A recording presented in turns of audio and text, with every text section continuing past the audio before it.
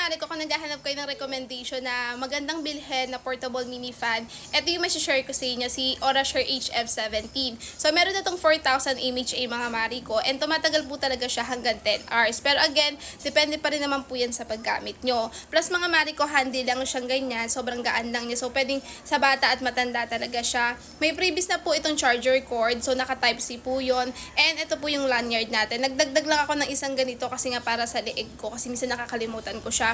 So madalas nagagamit ko siya mga mare ko kapag umaalis ako, kapag may nilalakad ako mga medical assistance ko, ito yung ginagamit ko.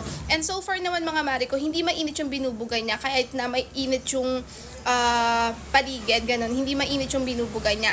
So again mga mare ko, yung high speed dito ay umaabot po ng 100. So ito yung kanyang on and off, ito yung sa charger niya pag mag-charge po kayo, and ito yung volume niya, yung plus tsaka minus.